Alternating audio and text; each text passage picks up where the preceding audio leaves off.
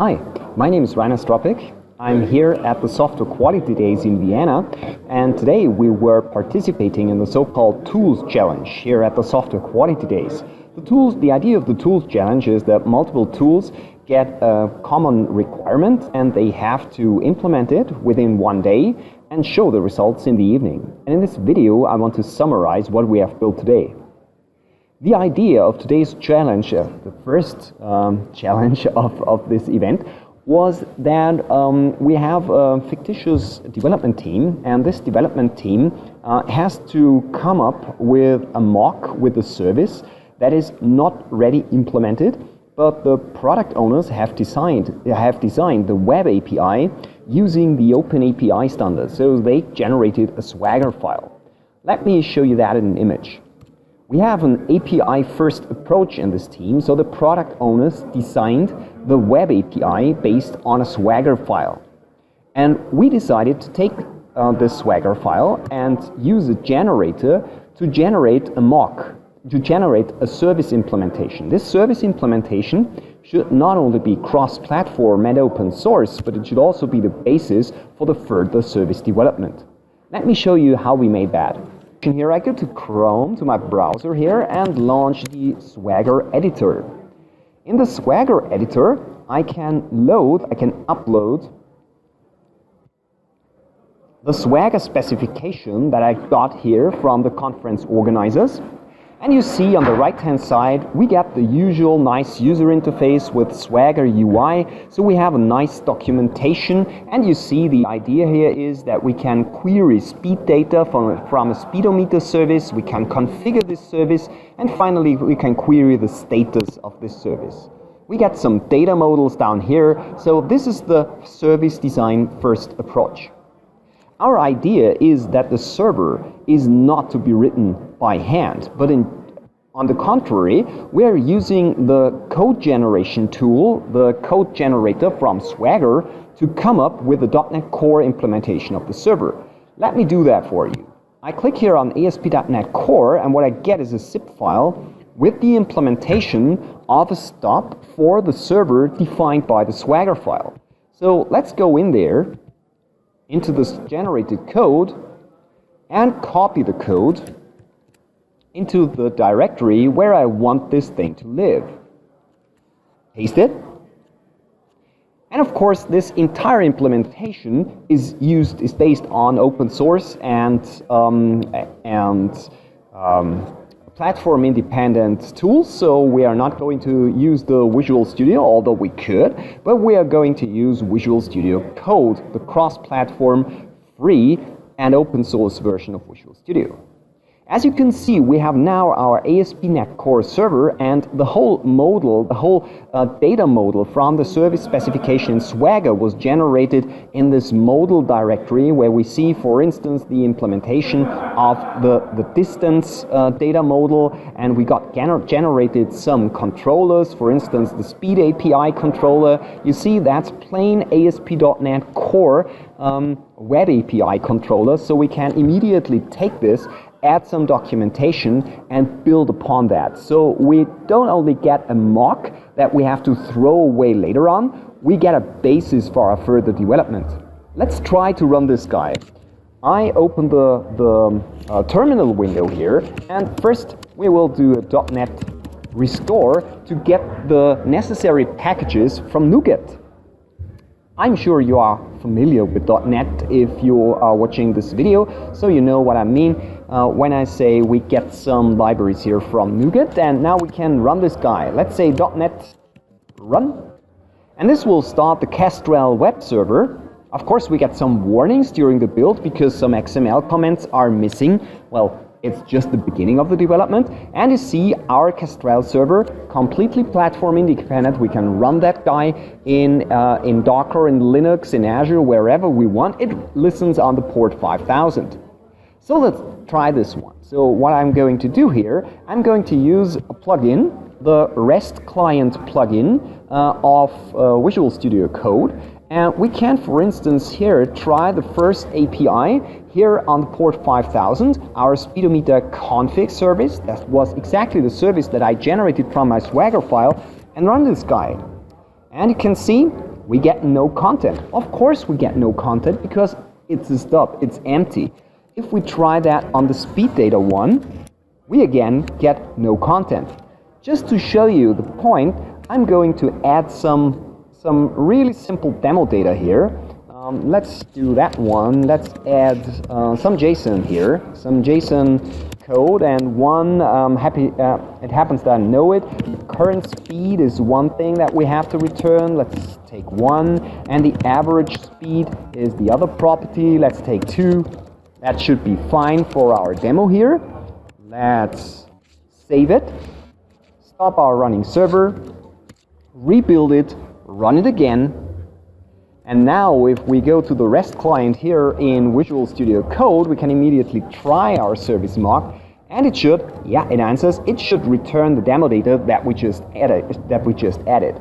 So the whole point of this first demo was to show you the closed loop from the Swagger file by generating the entire server for a platform-independent open source version of .NET Core, run this thing and extend it step by step in a typical agile way, so we can start with a mock, we get quickly up and running, and then we can make it better and better and add all the necessary implementations. This was part one. Let's go on with part two. Our speedometer service needs a speed sensor to get some data, and this will be our next job. We have to generate, or we have to build a mock-up or a starting point for our speed sensor. The speed sensor should, of course, again, be cross-platform and open source. It should be generated or written quite fast, and it should be the basis for further development. Well, the whole point of this event here is not to showcase the capabilities of ASP.NET and .NET Core. So we are not going to go into the details about .NET Core. Instead, I'm going to focus on how we can quickly implement this guy, but then show how we can handle it, how we can run it and execute it and test it. The first thing, of course, we can run it locally. We can call it, and well, that should be easy and fine. If I have .NET Core installed, it should run on any platform that I want. But it's getting really interesting once we use containers and once we add Docker to the game. What we can do is, as this is .NET Core, we can isolate our service mock, and then later on our implemented service in a container and run it in a container environment, for instance, locally in our development box or our test box. And then we can take exactly that container that we generated and put it out into Microsoft Azure, so we don't have to run our microservices locally, but we can host it in the cloud. I want to show you how I did that. Let's go to Visual Studio Code again and open the basis, the speedsensor.net here, open the base program. I really stripped it down to the very, very minimum what you need to come up with a mock that answers to one or two services. In that case, it can be asked for the current speed sensor value, and we can also set the rotations per minute, and I decided to implement that with two HTTP GET requests. So, as I mentioned before, the point is not here to describe how ASP.NET works. Let's focus on how we can use this to run it locally in Docker, and then push it out into the Azure cloud. Let's open the console directly here in Visual Studio Code and run this guy locally. .NET restore to fetch our packages from NuGet, and then do a .NET run. Okay, this guy comes up. Oops, there is an error. What is the error? I have another window open here where I already started it. I'm very sorry. Let's try it again. Now it should work. It was built successfully, and as you can see, again, without having any dependencies on IIS or any other web server, we are running the web API on port 80. In that case, I decided to use Postman to try this mock locally. Let's run it, and it should come back, with rotations per minute, 250 and 10 rotations. That sounds good. So our local execution works fine. What if we want to isolate that in a Docker container so we can build multiple environments and we can really standardize the entire environment, not just the program. Well, what I did here, I implemented Docker file for our speed sensor. This Docker file is not built from scratch, but the important point here is that we are basing our Docker container on the official .NET image provided by Microsoft. You can take a look in the Docker Hub. Let's open it up real quickly. Let's go to the Docker Hub and let's look for .NET here. And here we have the official Microsoft .NET image. It's available on Linux and it's also available on various Windows Server versions. It really depends on where you want to run it. If you implement it with .NET Core, it really doesn't matter where you run it. The rest of this Docker file is surprisingly simple. What it does, it just copies our environment, our source code, it restores and builds our application, and then when the container is started, it just runs the app that we were just building while building the Docker container. Let's try this guy here. Let's do the Docker build, and the appropriate Docker build command, I stored it somewhere here. Let me quickly look that up. Here, and here it is. So you don't need to watch me typing. That is our speed sensor. Exactly. And let's change this a bit. Let's call this just speed sensor mock. And let's take the Docker file from the local directory. So with that, we're just building a brand new Docker image. This Docker image uses the Microsoft .NET official images, copies the application, and now you can see .NET working its magic. It's pulling down inside the Docker build command, it's pulling down the packages from NuGet, and next we'll watch .NET building the application, generating the .NET assemblies, the DLLs. In a few more moments, we should have the image ready. Okay, that's it. So we can give it a try. We can give it a try by not building it, but running it. What else do we have to do? We have to say it should run detached in the background. We should make a port mapping. Let's quickly look it up here. As you can see, it's listening on port 80. So I want to use it, for instance, I want to run it locally on my machine on port 8081. So I'm doing a port mapping from the container to the host machine here. And then I'm telling the system that, I want to use our newly created image. Let's run this guy. The process is now running, the container is now running in the background because we specified the detach switch, and we can take a look what the container does by taking a look in the logs, and really it's already running. So now we can try whether we can access our speed sensor, here we see it, on the port 8081. Let's go to Postman again. Here is the speed sensor, but this time it's running in the Docker container, and to prove the point, I changed the port here. And again, we do send, and this time, here we are. This time we have the result, but the result is not from my local machine, but it's coming from the Docker container. And the important thing here is that I'm using Docker for Windows here. So it's not just running inside a container, but it's also running on Linux now. You've seen it running on Windows on my local machine, and now it runs on Linux. That's the power of Docker, and that's the power of the combination of .NET and Docker.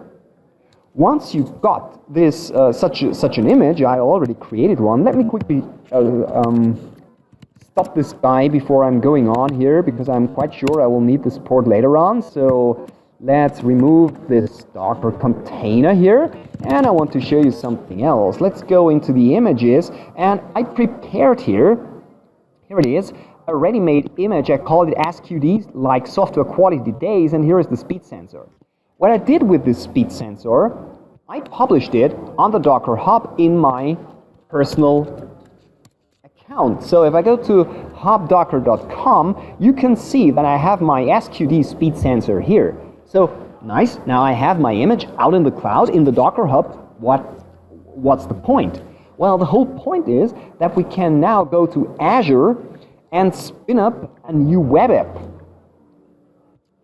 we can look here in the Azure portal for web app, and here you see web app on Linux. I can hit create, and the whole idea of this is that we can directly here pull down the images that we push to the Docker Hub and run it inside of Azure on a platform as a service. So we don't have to set up our own Docker host, our cluster. We get high availability and we get platform as a service inside of Azure, and Azure picks up our environment directly from the Docker Hub.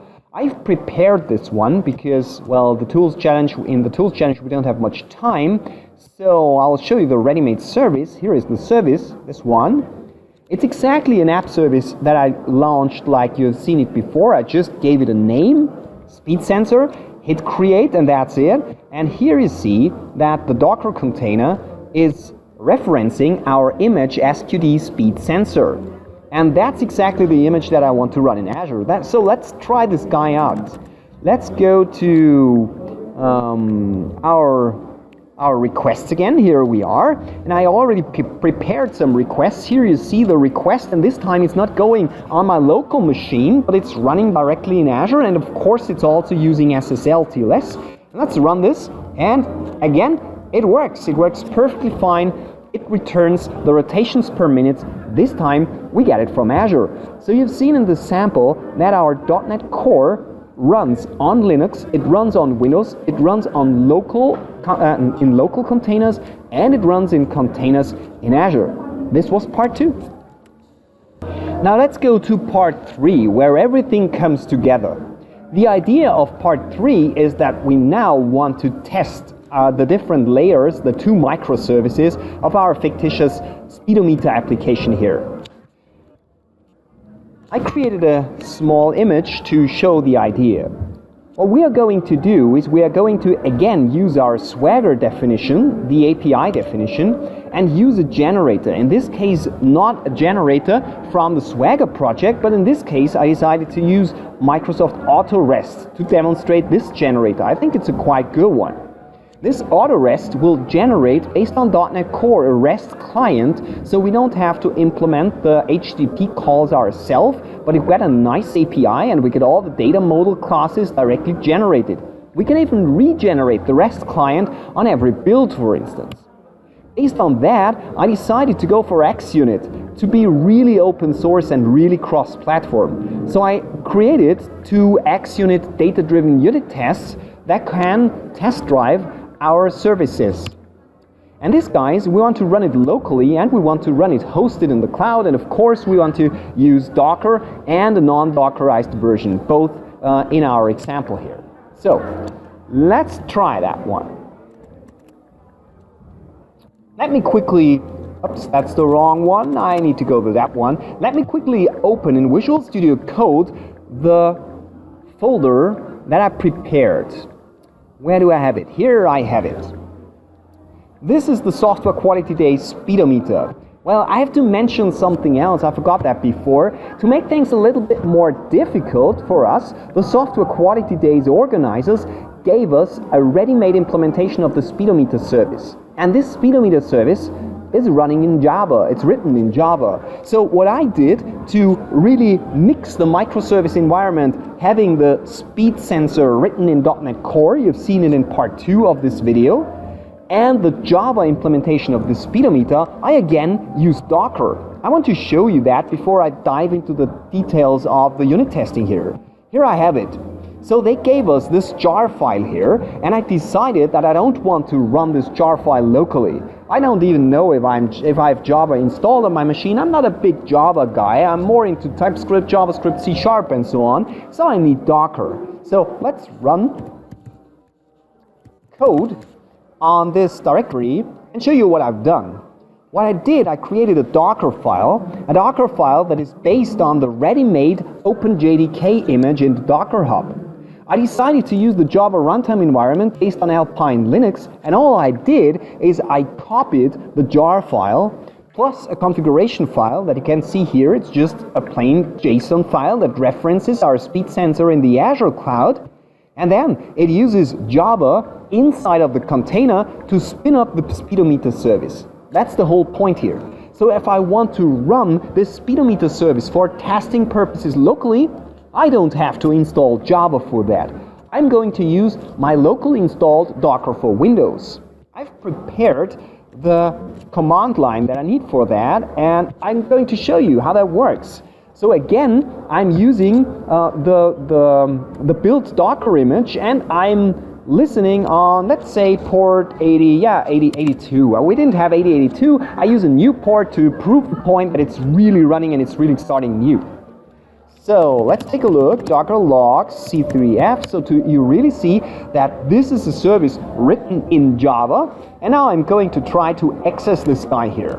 For that, I'm going to use my REST client again, and let's take that one. But we decided to listen on 8082, so I have to change the port a little bit here and run this guy.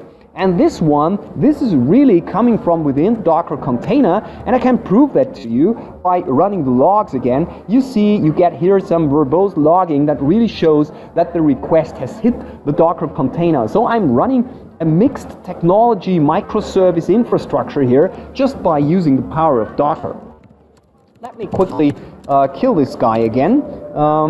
Let's take a look. Here it is, RM, and get rid of it. Okay. Why did I get rid of it? Because I have a ready-made service running in the cloud. What I did, I took my Docker container here and again used the power of app services of Microsoft Azure App Services Web Apps for Linux, and I pushed my Docker container into the Docker Hub, and from there I created a hosting environment in the Azure cloud. So I have my speedometer written in Java connected to my speed sensor written in .NET Core, both running in Azure, both running in containers. And my unit test will use these deployments in the cloud. To be honest, I have all my servers in the cloud. I typically don't run servers on my local machine. I could if I'm, for instance, in the train and I'm offline or things like that, but I'm really a big friend of Azure, and therefore I love running my services here in Azure. So let's take a look at the unit test. Here is the unit test.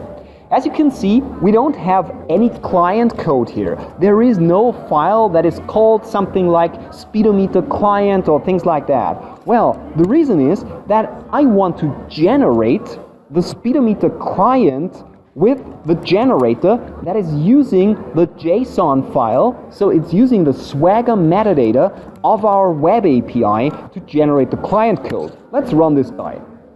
If we run this guy, we get first the modals directly from the Swagger file, as it was, for instance, generated by hand if we have a web API first approach, or it could even come out of something like Swashbuckle for .NET, which generates Swagger based on your real C# implementation. And here we have our iSpeedometer client and the speedometer client, and now we can use this client to build our tests, to build our XUnit tests. And in that case, I already got this guy. Let me quickly get rid of these things here by doing a .NET restore and doing a .NET build. Okay, it should build without warnings and reopen this file. And hopefully this goes away. No, it goes not away, but the errors are not there anymore. It didn't reread the folder yet, but that's not a problem.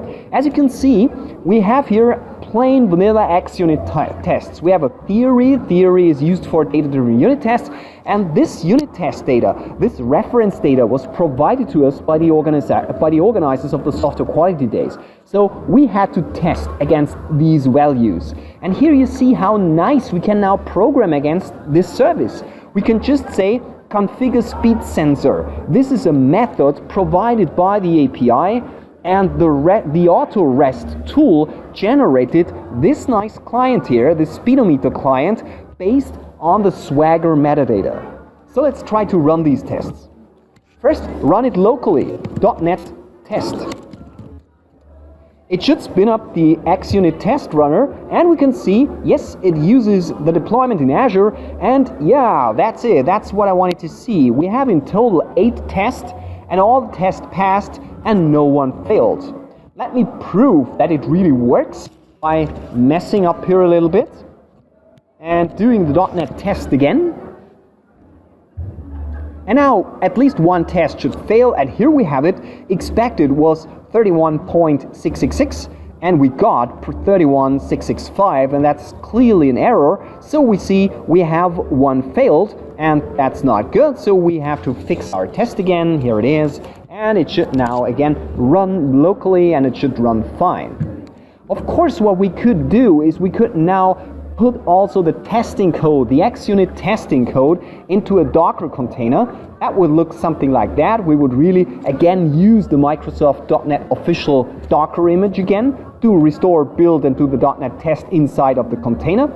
And we could also use Docker Compose to build a multi-container environment that we can easily run on our local development box. It would build the local test container, it would link it to the speedometer container, which is written in Java. This is the Docker container that we created a few minutes ago. And this speedometer Java container would again go to the speed sensor, which is a Docker container. We could do that, but I don't want to show that here in this video. You can try it if you want, it really works nice. What I want to do is I want to check in the code. Well, in fact, I already checked it in to Visual Studio Team Services. Let me show you what I did here. Here I have a Visual Studio Team Services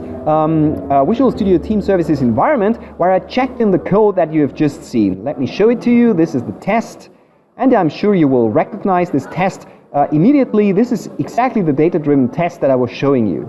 And now I want to run this test in the cloud.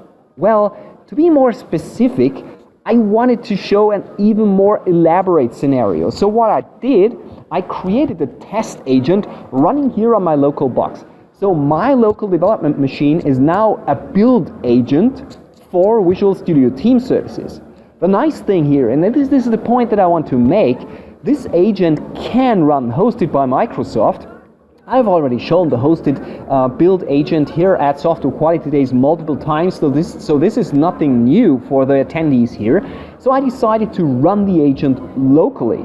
You can run the agent on Windows, as I do here, but you can equally run it on Linux. So you can use the agent, it's cross-platform, you can use the agent to build, test, and run all your Java, .NET Core, Docker tools, and so on, based on a Linux agent. Well, what I did here, I hooked this guy up here running at the hotel in Vienna with the Visual Studio Team Services account. And with that, I can go to build and release and run our tests in the cloud. Let me quickly queue a new build here. And while we are waiting, I'm going to show you how this build looks like. I'm going to use the test queue build, the test queue. This is the queue that is linked to my local machine, and hit OK. And now Visual Studio Team Services will talk to my local machine and run the test. We will get back to that one later on, but in the meantime, I would like to show you how the build process was made. So I go here to the builds, and here I hit edit. And what you see is a nice little build here. What I did to prove some points is, first, I want to run the speedometer service. I want to run the speedometer service in a Docker container just to show that we can even spin up Docker containers or build images or whatever we want to do with Docker inside of a build or release pipeline. In that case, I'm spinning up the Software Quality Days JSpeedometer service and linking it to port 8081. Then, next one, I'm going to do a .NET Restore. Next one, I'm going to do the .NET Test. But please note that here, I'm using the -XML option of .NET Test to produce test results in XML format from XUnit. Then, I'm going to publish these test results with the XUnit format and publish it in the hosted build controllers, in the VSTS build results, so I can take a look whether my data-driven XUnit tests really work. And at the end, I'm going to stop the speedometer Docker container, and hopefully everything should be cleaned up by then. So let's go back to our running build, and whoa, we got a lot of green checks, and this is exactly what I like to see. Let's scroll up a bit and take a look at what happened here. And that one, you see, for instance, that it successfully started the Docker container on my local box. Why on my local box? Well, the build agent is running on my local box, so I'm really using the Docker agent, the Docker host, installed on my local box. And this is from a technology perspective quite fascinating, because we are driving the build from the cloud. We are talking to my local Windows machine, which runs the build agent. The build agent then uses the Docker client to talk to a Linux server running in Hyper-V on my local machine, where the Docker host is running. And this Docker host is then spinning up the container hosting our Java speedometer service. And then, nothing special, we are doing the .NET restore, we are running the tests, we are publishing the test results, everything is green, and at the end we can tear down our Docker container again. So let's take a look at the build results. Here we have them. We have the test results, 8 passed, that's exactly what I wanted to see. We can go to the detailed reports here. We can show all the test outcomes, not only the failed ones, and with that, we are done with the entire environment. Let me quickly go back to my slides and sum up a little bit. The whole point of this video is to show that Microsoft really loves open source now. You have seen that I have been using in this demo only open source and cross-platform technologies. Starting with .NET Core, I used Java, I used Visual Studio Code as my development environment, I used Docker for Windows, I used Linux containers, I used the Windows platform, and so on. So Microsoft is not only saying, but they are really acting on open source Linux and Docker. But for me personally, it's also important that Microsoft is not just taking from the community and open source, but Microsoft is also investing in open source. You've seen that Microsoft made the C# compiler open source. You've seen that the Visual Studio Code environment is open source. You've seen that Microsoft created ready-made Docker images and published them on the Docker Hub to really really be a vital part of this whole open source movement and community. And you may ask yourself, well, Microsoft is a company that wants to earn money. How are they going to earn money? Well, it's the cloud. Microsoft is so sure that the Azure cloud, that cloud services like Visual Studio Team services are so good that you will want to run your code in there. I have my own company, it's called Software Architects. We are running all our servers in Microsoft Azure and using Visual Studio Team services, so we can reduce the administrative overhead to an absolute minimum. And with that, I want to say thank you for listening. Thank you for watching. I hope this demo was interesting for you. I will put this video on my blog, and very likely on my blog you will also see a link to the GitHub repository where you can download the sample code, and if you want, you can try the sample your own. Thank you. See you next time. Bye.